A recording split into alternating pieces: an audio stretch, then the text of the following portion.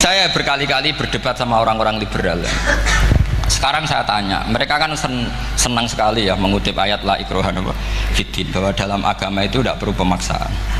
Sebetulnya ayat itu jelas ada terusannya qad tabayyana rusydu minal ghayy. Yang benar tentu begitu jelas, terpisah betul begitu jelas, yang benar ya benar, yang salah ya salah. Sehingga kita tidak perlu memaksa orang, misalnya 2 ditambah 2 itu 4, terus kamu paksa, kalau nggak mengatakan 4 tak penjara, itu tidak perlu. Kalau orang waras pasti bilang 2 tambah 2 4, 1 tambah 1 2. Kebenaran la ilaha illallah itu seperti itu, kebenaran yang begitu nyata sehingga tidak butuh dipaksa. Jadi sebetulnya la ikraha fiddin itu konteksnya, karena kebenaran benar-benar sudah punya eksistensi yang nyata, untuk diakui itu tidak butuh pemaksaan. Orang seluruh Indonesia kan bilang 1 tambah 1 itu 2, nggak usah diintimidasi nanti ditangkap Pak Gatot gitu. Ya tidak perlu. Makanya terusannya aja lah, repotnya sekarang santri-santri kalau pidato khitobiah di pondok-pondok ya diputus kayak orang liberal, la ikraha fiddin. Itu belum wakaf, masih qad tabayyana rusydu minal ghayy. Paham yang saya maksud ya? Sehingga kadang Nabi itu ngendikan secara ekstrim. Misalnya mangqala la ilaha illallah dakhalal jannah. Siapa yang meyakini la ilaha illallah nanti pasti masuk surga. Entah kapan pasti masuk surga. Kalau belum ya antri masih, tapi pasti lah. Terus Nabi sempat ngendikan, itu hadis sahih, wa in zana wa in saraka, meskipun pernah punya masa lalu, zina itu fi'il madhi, pernah punya masa lalu, pernah zina, pernah maling. Itu sampai 3 kali sahabat protes. Tapi saya berkali-kali ngomong di ngaji di Jogja, di Bojonegoro, di rumah ngomong, kebenaran yang absolut, kebenaran yang hakiki tidak bisa terganggu oleh perilaku sosial. Bukan masalah seakan-akan hadis ini membolehkan zina, itu tidak mungkin. Inna wa la ya'muru bil fahsya, Allah tidak akan nyuruh hal yang buruk. Tapi saya beri satu logika, satu analogi. Kalau rektor Al-Azhar kamu tanya 1 tambah 1 berapa Pak Rektor, pasti bilang 2. Kamu tanya Amrozi ya bilang 2. Kamu tanya Pak Ahok ya bilang 2. Kamu tanya Anies Baswedan ya bilang 2. Tanya Pak Nusron dijawab 2. Sama, semuanya jawab 2. Karena kebenaran hakiki pasti absolut. Sekarang misalnya gini, ada ronte dari dulu Doli misalnya, kamu tanya Mbak 1 tambah 1 itu berapa, pasti bilang 2. Jangan kamu mentang-mentang imam masjid, saya tak jawab 3, saya kan imam masjid, masa sama dengan lonte? Tidak bisa, kebenaran absolut itu pasti sama. Mbok rektor Al-Azhar sama siapapun ya jawabnya sama. Paham yang saya maksud? Sebab itu kadang Nabi ngendikan wa'in itu la ilaha illallah itu kebenaran absolut, lebih absolut dibanding 1 ditambah 1 2. Sehingga kebenaran absolut la ilaha illallah itu nggak bisa terganggu oleh apapun. Paham ya maksud? Nah itu maksud qad tabayyana rusydu minal ghayy. Kita tanya rival politik, Pak Jokowi kamu tanya 1 tambah 1 ya 2, Pak Prabowo ya bilang 2, bukan karena rival politik. Tadi Pak Jokowi jawab berapa? 2, ya udahlah 4. Tidak ada seperti itu. Nah, itu disebut qad tabayyana rusydu. Nah kembali ke ide tadi, ide bahwa wukuf boleh di mana saja, terus boleh tidak syawal, itu udah ide. Sebenarnya sampean mikir saja itu sudah kriminal. Berarti sampean ngapalkan pikiran salah ya. Karena kalau kita diskusikan itu lucu sekali, karena ya itu sudah begini loh kaidah khilaf itu. Saya kasih tahu. Walaysa kullu khilafin jaa mu'tabara illa khilafal ladzi khadzum minan nadhari. Tidak semua khilaf itu dianggap satu khilaf, satu perbedaan pendapat kalau kualitasnya nggak sama-sama mutu. Kalau yang satu nggak mutu itu nggak dianggap khilaf, nggak level. Itu tadi misalnya Imam Ghazali ngendikan begini, qala al-Ghazali gini-gini, pasti saingannya ya qala Nawawi atau qala Al-Qurtubi atau qala siapalah. Jangan qala al-Ghazali terus kamu saingi menurut Ustadz dari Solo, dari Jogja, wah ya udah level, masa Imam Ghazali disaingi. Itu ya, aturannya seperti itu. Ini jelas. Rasulullah sendiri yang ngendikan al-hajju arafah, bahwa syarat sahnya haji adalah wukuf, dan Nabi menyebut arafah. Tentu kita tidak pernah memperbandingkan apa yang disabdakan Nabi dengan yang jadi pikiran mereka itu. Kalau mereka alasannya karena orang bergumul di situ, di Mina, di Arafah, gara-gara waktunya sama, titiknya sama, terus terjadi kematian gini. Apa yang nggak wukuf di Arafah itu hidup semua.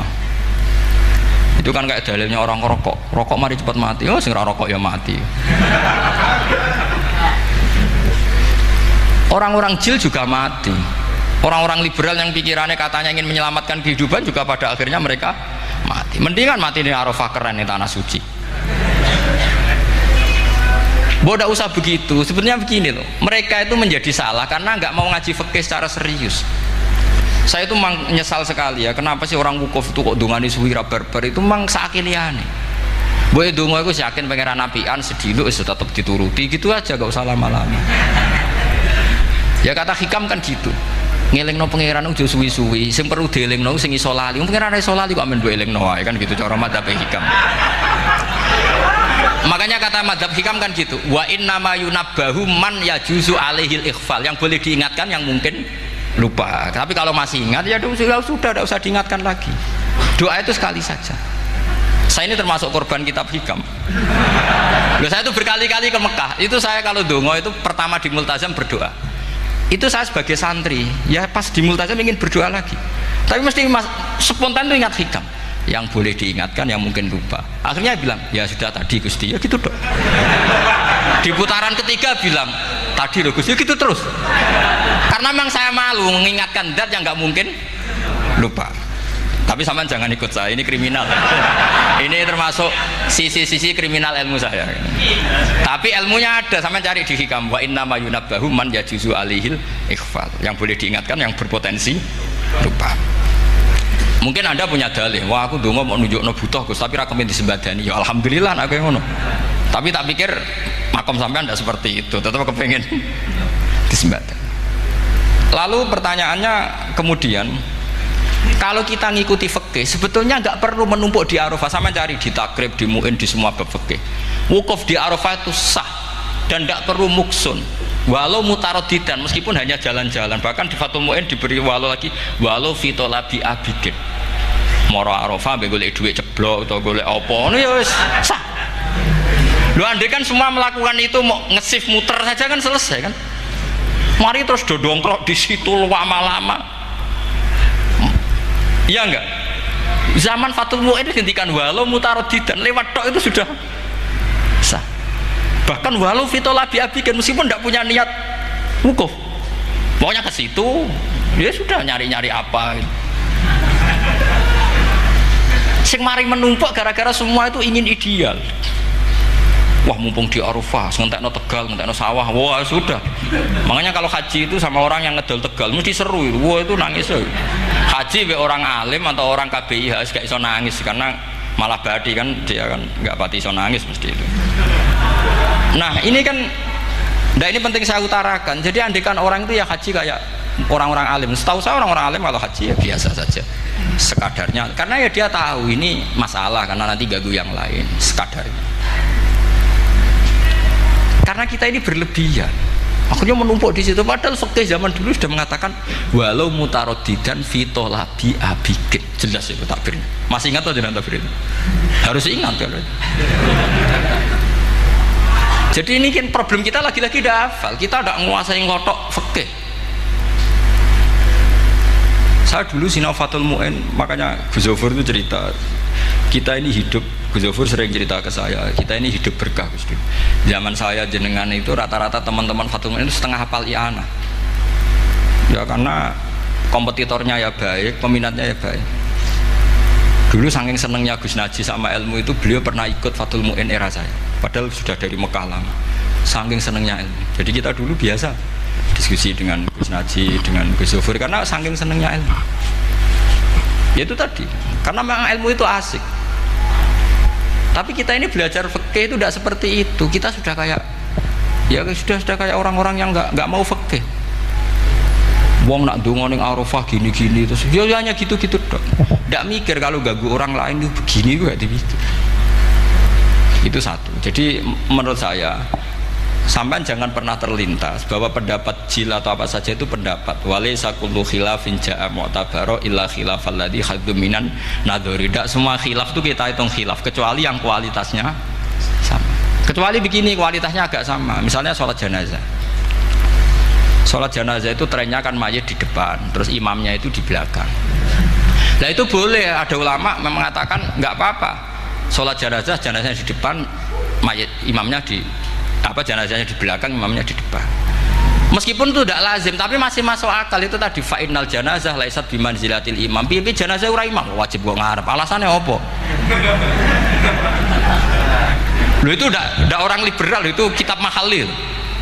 Kaul awal jenazah harus di depan, kaul sani tidak harus. Piye jenazah itu tidak imam. Coba alasannya di depan apa? Dia ada tidak imam. Kalau seperti itu masih khilaf karena sama-sama ulama. Dan khilaf ini dipraktekkan, tapi jangan di sini loh, karena jadi fitnah. Saman tak cerita nih, saman kalau haji itu tiap ba'dal maktubah ada sholat jenazah enggak? Enggak, saman jawab saja. Yang pernah haji, tiap maktubah kan ada sholat jenazah. Itu jenazahnya di depan apa di kamar mayat? Itu bukan goib loh, orangnya masih belum dikubur. Enggak, saman jawab saja. Di kamar mayat, enggak semuanya dibawa ke depan. Artinya ada konteks tertentu, mungkin kauliku ya ono gunane dalam konteks Mekah karena orangnya banyak, sibuk, ora kober gawa napa? Jenazah. Tapi dalam konteks teng Indonesia ya suul adab. Wong keren pisan kok ngarepe kok ora oleh gitu. Jadi maksud. Ya kalau kiai kan biasa kok ngarep keren. Misalnya jenazah wong awam kesempatan sak ngarepe kiai yo pas mati kowe kok ora oleh gitu. Jadi cara kula itu kan. Iya misalnya orang awam goblok mati, jenazahnya dah kok nggak guri, jadi yo apa jadi ngarepe kiai pisan kok ora oleh gitu loh. Jadi menurut saya itu. Tapi kalau kamu mengatakan ini fardhu ain, kalau nggak di depan nggak salah, alasan anda apa? Ini tuh udah imam. Yang wajib di depan kita ini kalau imam. Nah seperti itu khilaf. Ini cerita khilaf. Mutu, alasannya sama-sama mutu. Koilnya yang punya pendapat ya sama-sama mutu karena diceritakan kita mahali dan dipraktekkan di Arab Saudi, yaitu banyak jenazah di kamar mayat tetap sholat apa? Jenazah goib. Itu pernah saya praktekkan, tapi sekali itu saja, mungkin tidak terulang. Pas kemarin Mbak Nafe Hajin, Mbak Nafe itu dekat jenazah itu tidak mungkin, banyak sekali. Gak sholat itu bengi-bengi tak anteni nganti jam loro. Dan saya akrab sama beliau, sering guyon sama saya. Sebelum meninggal tuh berkali-kali, ya memang masih keluarga sama saya, jadi sering guyon. Dulu sering guyon sama saya. Ya aku sebenarnya tenanan, ini sering ngandani saya gitu. Saya nggak ngira kalau mau wafat. Akhirnya saya itu ke masjid sama anak saya namanya Hasan, acung nyelati Banafe. Pak kok nggak di depannya? Ya sudah ini darurat, karena nggak mungkin mendekat beliau. Jadi ya itu tadi buktinya sholat goib. Sholat goib juga misalnya orang Kediri boleh nggak nyolati orang yang mati di NTT yang lebih timur, boleh nggak? Boleh, padahal mayatnya di belakang karena memang tidak imam. Nah kalau seperti itu khilaf, ini cerita kalau seperti itu khilaf meskipun agak-agak kontroversi tapi kualitasnya masih waras lah, masih bagus. Sampai kalau nggak percaya cari di Mahali di bab jenazah. Kalau mahalnya ada di Qalyubi, tapi jelas saya yakin itu ada. Saya tidak donan yakin jangan. Kalau nu mulang, ya mulang terus tidak punya masalah ingatan, jadi ingat betul.